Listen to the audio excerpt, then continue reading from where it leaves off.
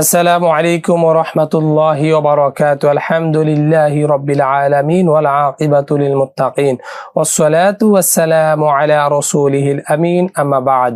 প্রিয় দর্শক, দেশ কিংবা প্রবাসে বিশ্বের যেখান থেকে দেখছেন, আপনাদের প্রিয় চ্যানেলের প্রিয় অনুষ্ঠান বিআরবি নিবেদিত তারাবিকে জানুন, পাওয়ার্ড বাই মুনতাহ স্টিল, সৌজন্যে বিআরবি হসপিটাল, সহযোগী স্পন্সর তহসিন র্যাঙ্কন রিফ্রিজারেটর এবং আল আরাফা ইসলামী ব্যাংক পিএলসি। প্রিয় দর্শক, পবিত্র মাহে রমাদানের গুরুত্বপূর্ণ এই সময়ে আমরা আজ চতুর্থ পারা থেকে আলোচনা শুনবো ইনশাআল্লাহ। কোরআনুল করিম নাজিলের মাস মাহে রমাদান। কোরআনুল করিম আমরা নিয়মিত তেলাওয়াত করছি, কিন্তু কোরআনুল করিমের সার নির্যাস আমরা এখনো অনুধাবন করতে পারি নাই। আজকে এই বিষয়ে কথা বলার জন্য আমাদের স্টুডিওতে আমন্ত্রিত হয়েছেন দেশের প্রখ্যাত ইসলামী চিন্তাবিদ, মুফাসসির কোরআন, মুফতি রাকিবুল ইসলাম, পরিচালক মাহাদুল কোরআন ওয়া সুন্নাহ মাদ্রাসা, ঢাকা। আসসালামু আলাইকুম ওয়া রাহমাতুল্লাহি ওয়া বারাকাতুহু। ওয়ালাইকুম আসসালাম ওয়া রাহমাতুল্লাহি ওয়া বারাকাতুহু। মুহতারাম, কেমন আছেন আপনি? আলহামদুলিল্লাহ ভালো আছি, আশা করি আপনিও ভালো আছেন। আলহামদুলিল্লাহ ভালো আছি। আপনাকে আজকের অনুষ্ঠানে স্বাগত জানাচ্ছি। প্রিয় দর্শক, মাহে রমাদান চলছে, আমরা নিয়মিত কোরআনুল করিম তেলাওয়াত করছি, তারাবির সালাতে আমরা কোরআনুল করিম তেলাওয়াত শুনছি, কিন্তু এই কোরআনুল করিমের মধ্যে আল্লাহ সুবহানাহু ওয়া তাআলা আমাদের জন্য কি মেসেজ দিয়েছেন, কি দিক নির্দেশনামূলক নির্দেশনা দিয়েছেন, আমাদেরকে কি উপদেশ দিয়েছেন, আমরা অনেকেই জানি না। আজকে আমরা চতুর্থ পারার যে ঘটনাবলী রয়েছে, মেসেজ রয়েছে, শিক্ষা রয়েছে, উপদেশ রয়েছে, এই বিষয়ে আমরা মুহতারামের কাছ থেকে আলোচনা শুনবো ইনশাআল্লাহ। মুহতারাম, মাহে রমাদানের এই চতুর্থ দিনে আমরা কোরআনুল কারীমের চতুর্থ পারা থেকে আল্লাহ সুবহানাহু ওয়া তাআলা আমাদেরকে কি উপদেশ দিয়েছেন, আমাদের দর্শকদের উদ্দেশ্যে আপনি উপস্থাপন করুন। নাহমাদুহু ওয়া নুসাল্লি আলা রাসূলিহিল কারীম, আম্মা বা'দ। কোরআনুল কারীমের 4 নং পারা বা 4 নং জুজ, এই পারাটিতে দুটো সূরা রয়েছে। প্রথম পৃষ্ঠা থেকে 15 পৃষ্ঠা পর্যন্ত এই সূরাটির নাম হচ্ছে সূরাতু আল ইমরান, আর পরের 5 পৃষ্ঠাতে যে সূরাটি রয়েছে সেটি হচ্ছে সূরাতুন নিসা। তো সূরা আল ইমরান, প্রথমে আমরা এই সূরাটি নিয়ে আলোচনা করি। এই সূরাতে বেশ কিছু গুরুত্বপূর্ণ আলোচনা, গুরুত্বপূর্ণ বিধান এসেছে। তার মধ্য থেকে যদি আমরা বলতে চাই, এই সূরাতে হজ ফরজ করা হয়েছে। যাকাত যারা আদায় করবে না তাদের ব্যাপারে কঠিন ধমকি এসেছে। পাশাপাশি এই সূরাতে জিহাদ ফরজ করা হয়েছে, সুদকে নিষিদ্ধ করা হয়েছে, এবং এই সূরাতে ইসলামের গুরুত্বপূর্ণ দুটি যুদ্ধ, উহুদ এবং বদর, এই দুটি যুদ্ধ থেকে মুসলমানদের জন্য কি উপদেশ, শিক্ষা তা নিয়ে এই সূরার মধ্যে আলোচনা করা হয়েছে। এবং সূরার শেষে আল্লাহ রাব্বুল আলামিন আমাদেরকে নির্দেশ করেছেন আমরা যেন আসমান এবং জমিন এবং এর মাঝে যা কিছু রয়েছে তার যাবতীয় সৃষ্টি নিয়ে যেন আমরা গবেষণা করি, চিন্তা ফিকির করি। কারণ আল্লাহ তাআলার সৃষ্টিকে নিয়ে চিন্তা করলেই আমরা তার শক্তি এবং তার দয়া করুণা সম্পর্কে আমরা জ্ঞান লাভ করতে পারবো, অনুধাবন করতে পারবো। সর্বশেষ যে আয়াতের মাধ্যমে সূরাতু আলে ইমরান শেষ হয়েছে সেটি হচ্ছে ইয়া আইয়ুহাল্লাযীনা আমানুসবিরু ওয়াসাবিরু ওয়ারাবিতু, অর্থাৎ ধৈর্য ধারণ করতে বলা হয়েছে, সবর করতে বলা হয়েছে জিহাদের ময়দানে, এবং রিবাত অর্থাৎ রাষ্ট্রের যে সীমানা পাহারা দেওয়া, সেই ক্ষেত্রে যেন মুসলিমগণ ধৈর্য ধারণ করেন, এই নির্দেশ দেওয়া হয়েছে। তো আমরা যদি সূরা আলে ইমরানের চতুর্থ পারার কয়েকটি আয়াত নিয়ে আলোচনা করতে চাই, তাহলে প্রথমেই চতুর্থ পারা যে আয়াতের মাধ্যমে শুরু, অত্যন্ত চমৎকার একটি আয়াতের নাম্বার হচ্ছে সূরা আলে ইমরান 92 নং আয়াত। আল্লাহ সুবহানাহু ওয়া তাআলা বলতেছেন, লান তানালুল বিররা হাত্তা তুনফিকু মিম্মা তুহিব্বুন। আল্লাহ বলতেছেন যে হে ঈমানদারগণ, তোমরা কখনোই কল্যাণ লাভ করতে পারবে না যতক্ষণ না তোমরা তোমাদের পছন্দনীয় বস্তু থেকে দান না করবে। অর্থাৎ আমি যেটাকে ভালোবাসি, যে জিনিসটার মূল্য আমার কাছে আছে, এমন জিনিস যতক্ষণ পর্যন্ত আমি দান না করব ততক্ষণ পর্যন্ত আমি কল্যাণ লাভ করতে পারবো না। তো এখানে এই আয়াতকে সামনে রেখে আমরা কয়েকটি কথা বলতে চাই। একটি হচ্ছে যে আয়াতে কারিমার মধ্যে আল্লাহ সুবহানাহু ওয়া তাআলা আমাদেরকে দান করতে উদ্বুদ্ধ করেছেন। দ্বিতীয়ত আল বীর, কল্যাণ। কল্যাণ দ্বারা উদ্দেশ্য কি মুফাসসিরুন কিরাম এর তাফসীর করেছেন জান্নাত, কারণ চূড়ান্ত কল্যাণ হচ্ছে জান্নাত। এজন্য আল্লাহ রাব্বুল আলামিন বলেছেন ফামান যুহজিহা আনিন নারি ওয়া উদখিলাল জান্নাহ ফাকাদ ফাজ, যে জাহান্নাম থেকে পরিত্রাণ পেয়ে গেল এবং জান্নাত পেয়ে গেল সেই চূড়ান্ত সফল হয়ে গেল। তো জান্নাত যদি আমরা পেতে চাই তাহলে আল্লাহ তাআলা বলতেছেন যে যতক্ষণ না তুমি তোমার পছন্দনীয় বস্তু থেকে দান না করবে।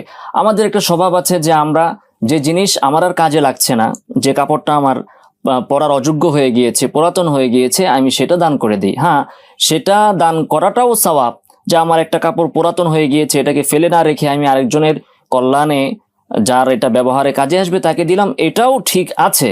কিন্তু আমি যদি চূড়ান্ত কল্যাণ চাই তাহলে আমাকে শুধু এই ধরনের বস্তু দান করলে হবে না, বরং পছন্দনীয় কিছু বস্তু আমাকে দান করতে হবে। এর সুন্দর উপমা আছে। আয়াতটি যখন নাজির হলো তখন প্রসিদ্ধ সাহাবী আবু তালহা রাদিয়াল্লাহু তাআলা আন, তিনি আনসারদের মধ্যে সবচেয়ে ধনী ব্যক্তি ছিলেন। তো তিনি, তার একটি বাগান ছিল, খুবই সুন্দর বাগান মসজিদে নববীর সামনে। আল্লাহ রাসূল সাল্লাল্লাহু আলাইহি ওয়াসাল্লাম সেই বাগানে আসতেন, সেখান থেকে পানি পান করতেন। তো আবু তালহা রাদিয়াল্লাহু তাআলা আনহু যখন এই আয়াতে কারিমা শুনলেন, আল্লাহ রাসূল সাল্লাল্লাহু আলাইহি ওয়াসাল্লামের দরবারে তিনি উপস্থিত হয়ে বললেন যে ইয়া রাসূলুল্লাহ, আল্লাহ তাআলা তো এই আয়াতটি নাজিল করলেন, আর আমার কাছে সবচেয়ে পছন্দনীয়, সবচেয়ে দামি সম্পদ হচ্ছে এই বাগানটি। আপনি সাক্ষী থাকেন, আমি এটা আল্লাহর জন্য সাদাকা করে দিলাম। সুবহানাল্লাহি ওয়া বিহামদি, আমি আল্লাহর কাছে এর প্রতিদান চাই, আমি আপনার হাতে এটা আজ থেকে দিয়ে দিলাম। ফাদাহা হাইথু শিত, আপনি এটা যেভাবে চান সেভাবে আপনি এটা খরচ করেন। আল্লাহ রাসূল সাল্লাল্লাহু আলাইহি ওয়াসাল্লাম তাকে বললেন যে তুমি যেটা বলেছো, তোমার কথা আমি শুনলাম, আর তোমার এই যে দান এটা অত্যন্ত লাভজনক হয়েছে, গৃহীত হয়েছে আল্লাহর কাছে। তবে আমার পরামর্শ হচ্ছে যে তুমি এটা তোমার আত্মীয়দের মধ্যে বিলিয়ে দাও। তখন আবু তালহা রাদিয়াল্লাহু তাআলা আনহু তার আত্মীয়দের মধ্যে বিলিয়ে দিলেন। তো এই আয়াত থেকে আমরা এই শিক্ষাটা পেলাম যে আমার পছন্দনীয় বস্তু দান করা। এবং রমাদান মাস কিন্তু চলছে, আর রমাদান হচ্ছে দানশীলতার মাস, দান করার মাস। আল্লাহ রাসূল সাল্লাল্লাহু আলাইহি ওয়াসাল্লাম এই মাসে সবচেয়ে বেশি দান করতেন। এমনিতে তো তিনি দান করতেন 70 সওয়াব, হ্যাঁ, সওয়াবের মৌসুম, তিনি সীমাহীন দান করতেন। তারপরে রমাদানে তার দানের মাত্রা আরো বেড়ে যেত। মানে কেমন যে বাড়তো সেটা হাদিসে আসছে যে কানা রাসূলুল্লাহ সাল্লাল্লাহু আলাইহি ওয়াসাল্লাম আজওয়াদান নাস, তিনি মানুষের মধ্যে সবচেয়ে বেশি দানশীল ছিলেন। আর তার দানের মাত্রা বেড়ে যেত রমাদান মাসে যখন জিবরিল আসতো। সাহাবী বলতেছেন এর উপমা যে প্রবাহিত বাতাস যেভাবে প্রবাহিত হয়, মানে সামনে যাকে পায় তাকেই স্পর্শ করে। তো রমাদানে রাসূলের দান এতটা ব্যাপক ছিল যে প্রবাহিত বাতাসের সাথে সাহাবী তুলনা করেছেন। তো রমাদানে আমরা অবশ্যই দান খায়রাত করব। রমাদানে যদি রোজাদারকে কেউ ইফতার করায়, মান ফাত্তারা সাইমান কানা লাহু মিথলু আজর। জি মুহতারাম, আমরা এই হাদিসটা আবার শুনবো ইনশাআল্লাহ। আমরা নিতে হচ্ছে ছোট্ট একটি বিরতি। প্রিয় দর্শক, সময় হয়েছে বিরতি নেওয়ার। আপনারা দেখছেন আপনাদের প্রিয় অনুষ্ঠান বিআরবি নিবেদিত তারাবিকে জানুন, পাওয়ার্ড বাই মুনতা স্টিল, সৌজন্যে বিআরবি হসপিটাল, সহযোগী স্পন্সর তহসিন র্যাঙ্কন রিপ্রেজেন্টেটর, আল আরাফা ইসলাম ব্যাংক পিএলসি। সঙ্গে থাকুন, ফিরছি কিছুক্ষণ পর।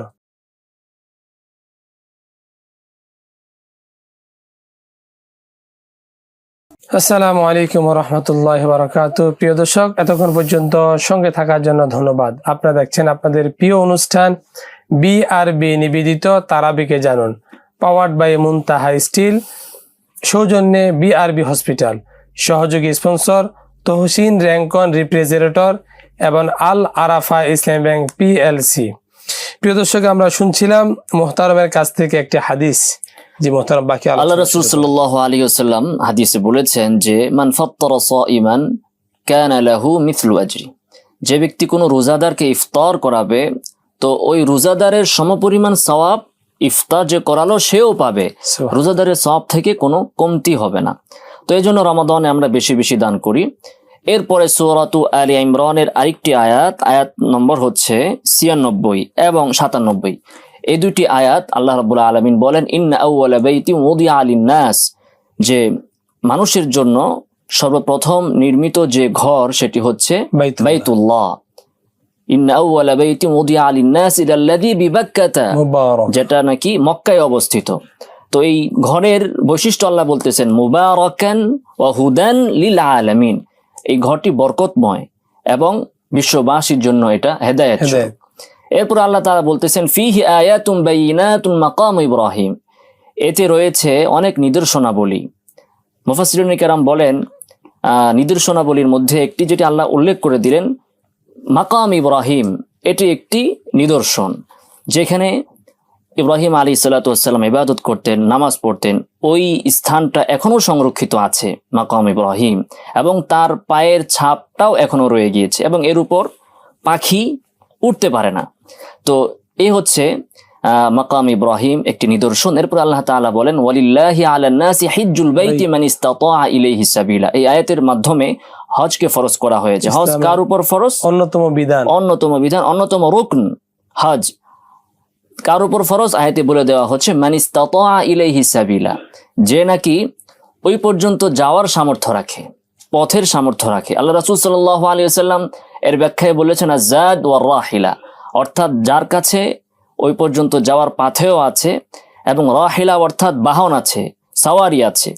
তো বর্তমান যদি আমরা এটার হিসাব করি তাহলে যে ব্যক্তি বিমানে অথবা জাহাজে করে সেই পর্যন্ত যেতে যতটুকু খরচ হয় টাকা, অতটুকু অর্থ যার কাছে আছে প্রয়োজনের অতিরিক্ত, পাশাপাশি তার শারীরিক সুস্থতা আছে এবং তার উপর যাদের সংসারের খরচ আদি রয়েছে, যাদের খরচ বহন করা তার জন্য কর্তব্য, তাদের খরচ পরিমাণ অর্থর বাহিরে যদি তার এই অর্থটা থাকে সফর করার মতো, তাহলে তার উপর হজ ফরজ। আমরা আমাদের সমাজে দেখি যে অনেকের উপরই হজ ফরজ হয় কিন্তু তারা এই বিষয়ে অবহেলা করেন। অনেকে দেখা যায় হজ ফরজ হয় কিন্তু বারবার উমরা করে বাট হজ করে না। এটা অত্যন্ত দুঃখজনক, কারণ উমরা কিন্তু ফরজ নয়, ফরজ হচ্ছে হজ। আর জি মুহতারাম, এই যে মাহে রমাদান চলছে, মাহে রমাদান উমরা করলে কি ফজিলত রয়েছে? মাহে রমাদানে উমরা করলে আল্লাহ রাসূল সাল্লাল্লাহু আলাইহি ওয়াসাল্লাম বলেছেন যে সে ব্যক্তি যেন আমার সাথে উমরা করলো, অত্যন্ত ফজিলতপূর্ণ একটি ইবাদত। তবে আমরা হজ নিয়ে বলতেছিলাম, আল্লাহ তাআলা এখানে একটু ধমকির সুরে বলেছেন যে ওমান কাফারা ফাইন্নাল্লাহা গানিয়্যুন আনিল আলামিন, যে ব্যক্তি নাকি অস্বীকার করলো, অর্থাৎ হজ ফরজ হওয়ার পরেও সে হজ করলো না, ফাইন্নাল্লাহা গানিয়্যুন আনিল আলামিন, তো আল্লাহ তাআলার বিশ্ববাসীর হজের কোনো প্রয়োজন নেই যে বিশ্ববাসী আল্লাহর ঘরে যেতে হবে, না গেলে আল্লাহর কোনো ক্ষতি হবে, আল্লাহর কিন্তু কোনো ঠেকা নেই। আল্লাহ রাসূল সাল্লাল্লাহু আলাইহি ওয়াসাল্লাম বলেছেন যে ব্যক্তির উপর হজ ফরজ হলো অথচ সে হজ না করে মৃত্যুবরণ করলো, তার ব্যাপারে আমার কোনো জিম্মাদারি নেই যে সে ইহুদি হয়ে মৃত্যুবরণ করলো, ফালইয়ামুত ইনশাআ ইয়াহুদিয়ান আও নাসরানিয়ান, সে কি ইহুদি হয়ে মৃত্যুবরণ করলো না নাসারা হয়ে মৃত্যুবরণ করলো, এই বিষয়ে আমার কোনো দায়িত্ব নেই। কত বড় একটি ওয়াইদ এবং ধমকি এসেছে। অতএব তাও বলেছেন মুহাম্মদ রাসূলুল্লাহ সাল্লাল্লাহু যিনি আলাইহি শরীয়ত ওয়াসাল্লাম, প্রণেতা। হ্যাঁ, অতএব যাদের হজ ফরজ হয়েছে তারা এই আশায় বিলম্ব না করা যে আমার আরো বয়স হোক, অথবা আমার ছেলে মেয়ের বিবাহ হোক, অথবা হজ করার পরে তো আমি আর গুনাহ করতে পারবো না, দাড়ি রাখতে হবে, অতএব একেবারে শেষ বয়সে হজ করে ভালো হয়ে যাব, তার আগ পর্যন্ত হজকে বিলম্ব করবো, এমন নয়। বরং হজের বরকতে আল্লাহ তাআলা মানুষের জীবনের মধ্যে পরিবর্তন এনে দিতে পারেন। অতএব আপনার যদি এই বছর হজ ফরজ হয়, আপনি এই বছরেই হজ ফরজ হলে সেটা আদায় করার চেষ্টা করুন। অনেকে চিন্তা করে যে আমার মেয়ে বড় হয়েছে বিবাহ দিব, ছেলে বড় হয়েছে বিয়ে করাবো, তারপর হজে যাবো, এমন একটা চিন্তা চেতনা করার কোনো সুযোগ নেই। এমন কারণ আপনার কি গ্যারান্টি আছে যে আপনি সেই পর্যন্ত বেঁচে থাকবেন? তার আগেই তো আপনার মৃত্যু হয়ে যেতে পারে। আর যদি আপনার মৃত্যু হয়, আল্লাহ রাসূল বলতেছেন যে ইহুদি হয়ে মরলো না নাসারা হয়ে মরলো, এটা আমার দেখার বিষয় নয়। এরপরে আমরা সূরাত আলে ইমরানের একটি চমৎকার আয়াত 102 নং আয়াত, এই আয়াত আল্লাহ রাব্বুল আলামিন বলতেছেন ইয়া আইয়ুহাল্লাযীনা আমানুত্তাকুল্লাহা হাক্কা তুকাতি ওয়া লা তামুতুন্না ইল্লা ওয়া আনতুম মুসলিমুন, মুসলমান না হয়ে মরণ। যে হে ঈমানদারগণ। জি মুহতারাম, আমরা এই আয়াতের ব্যাখ্যা শুনবো ইনশাআল্লাহ। আমরা ছোট্ট একটি বিরতি নিচ্ছি। প্রিয় দর্শক, সময় হয়েছে বিরতিতে যাওয়ার।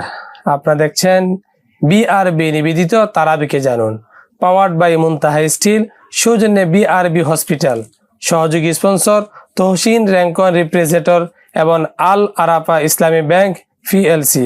দর্শক, ফিরছি কিছুক্ষণ পর, নিচ্ছি বিরতি।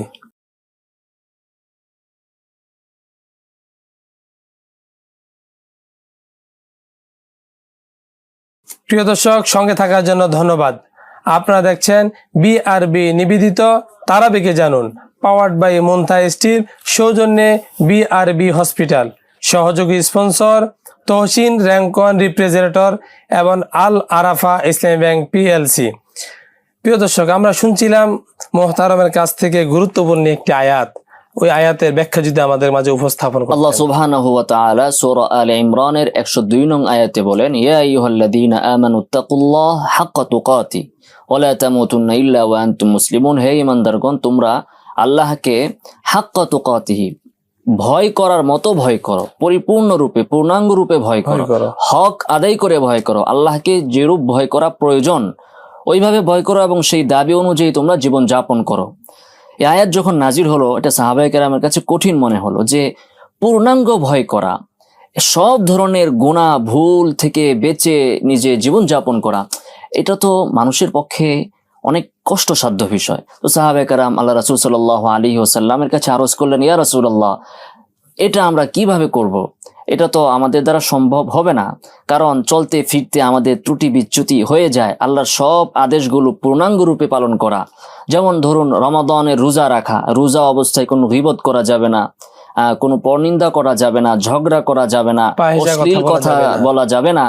এই যে কঠিন বিধি নিষেধ মেনে একজন মানুষ আল্লাহর মর্জি মাফিক জীবন যাপন করবে, এটা তো পরিপূর্ণভাবে হওয়া অনেক কঠিন। তো সাহাবায়ে কেরাম যখন আরজ করলেন, তখন আল্লাহ তাআলা আয়াত নাজিল করলেন আরেকটি, ফাত্তাকুল্লাহা মাসতাতাতুম, তোমরা আল্লাহকে পূর্ণাঙ্গ রূপে ভয় করো তোমার সাধ্য অনুযায়ী। আল্লাহ তাআলা এখানে সহজ করে দিলেন যে তোমার যতটুকু তৌফিক আছে, সাধ্য আছে, তুমি সেই অনুযায়ী আল্লাহ তাআলাকে ভয় করো। এরপর আল্লাহ তাআলা বলতেছেন, ওয়ালা তামুতুন্না ইল্লা ওয়া আনতুম মুসলিমুন, খবরদার মুসলমান না হয়ে কিন্তু মৃত্যুবরণ করো না। এখন কার কখন মৃত্যু হবে আমরা কিন্তু জানি না, এজন্য সর্বদা যেন আমি ইসলামের উপর থাকতে পারি। অর্থাৎ ইসলাম অর্থ হচ্ছে আত্মসমর্পণ করা, আল্লাহর কাছে আমার সব কিছুকে, আমার জীবন, আমার সময়, আমার অর্থ, সব কিছু আল্লাহর পথে খরচ করা, আল্লাহর মর্জি মাফিক খরচ করা, আল্লাহর সকল বিধিনিষেধ পরিপালন করে চলা, এটা সবসময় যেন মাথায় থাকে। এই প্রস্তুতি, মৃত্যুর প্রস্তুতি সবসময় যেন আমার কাছে থাকে। এই জন্যই কথা হযরত ওমর রাদিয়াল্লাহু তাআলা আনহুর থেকে বর্ণিত আছে যে হাসিবু ক্বাবলা আন তুহাসিবু, যে তোমার মৃত্যুর পরে তো তোমার হিসাব নেওয়া হবে, তার আগেই তুমি তোমার নিজের হিসাবটা নিয়ে নাও যে তুমি কিভাবে তোমার জীবন পরিচালনা করছো।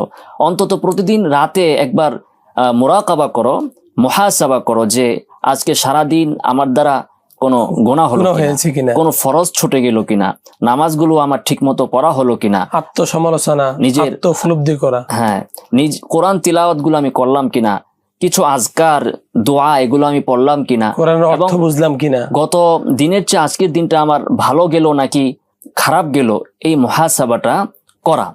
তো এই আয়াত থেকে আমরা এই শিক্ষাটা পাই। চতুর্থ পারা থেকে আমরা কিছু শিক্ষা গ্রহণ করলাম।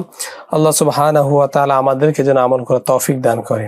আমিন। প্রিয় দর্শক, আমরা দেখতে দেখতে একেবারেই অনুষ্ঠানের শেষ পর্যায়ে চলে এসেছি। আপনারা দেখছেন আপনাদের প্রিয় অনুষ্ঠান বিআরবি নিবেদিত তারাবিকে জানুন, পাওয়ার্ড বাই মুনতা স্টিল, সৌজন্যে বিআরবি হসপিটাল, সহযোগী স্পন্সর তহসিন র্যাঙ্কন রিফ্রিজারেটর এবং আল আরাফা ইসলামী ব্যাংক পিএলসি। দর্শক, পরবর্তী অনুষ্ঠান দেখার আমন্ত্রণ জানিয়ে আজকের মতো বিদায় নিচ্ছি। আসসালামু আলাইকুম ওয়া রাহমাতুল্লাহি ওয়া বারাকাতুহু।